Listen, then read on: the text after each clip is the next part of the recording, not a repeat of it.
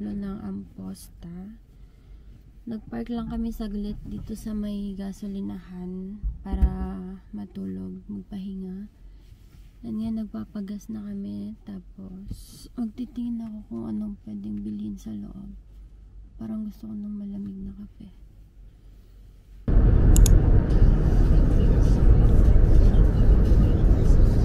Hi guys! Nandito kami ngayon sa Mercadona.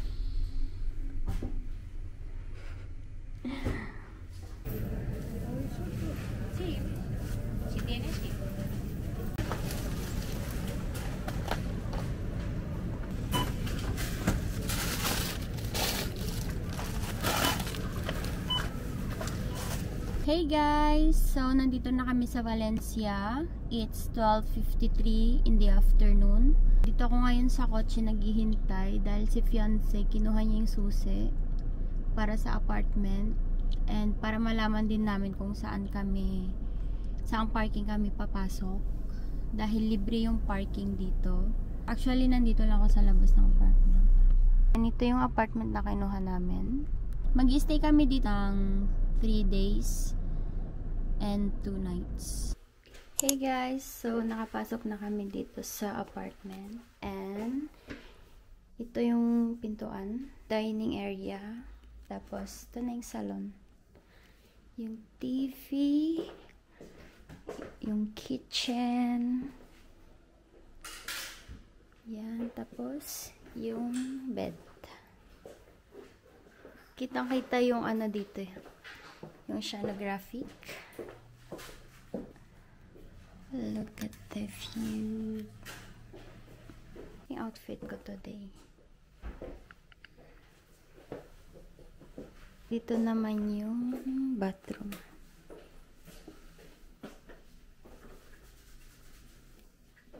Let's eat. Pan con tomate and tortilla de patata. 2 años después de que Bárbara Molenix fuera asesinada. Ahora, después del asesinato de Bárbara, Rachel y su novio Ian habían... Rachel es muy mal, no salió ni una lágrima. Si puede sale Rachel. Pero podrán los análisis forenses determinar si miente.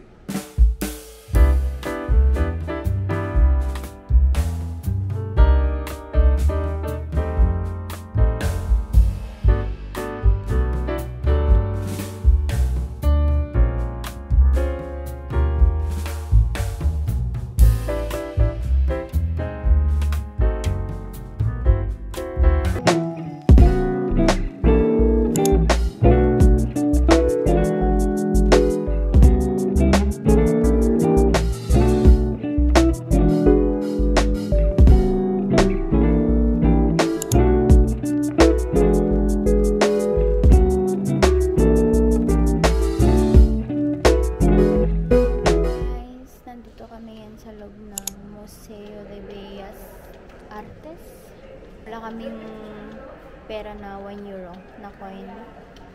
Kaya naghihintay kami. Doon kasi sa reception nagpapahiram sila ng 1 euro. So naghihintay kami ng ibang visitor na magbalik ng 1 euro para may magamit kami sa locker. Dito sa labas. Meron dito sa loob.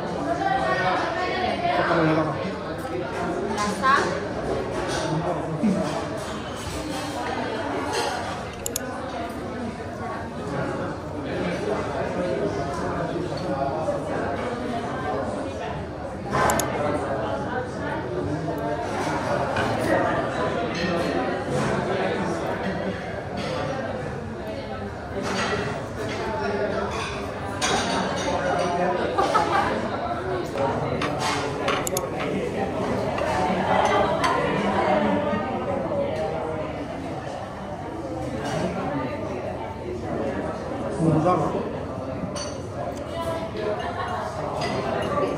Ito mahal. Akala ko naman malaki ng kaso talaga. Meron.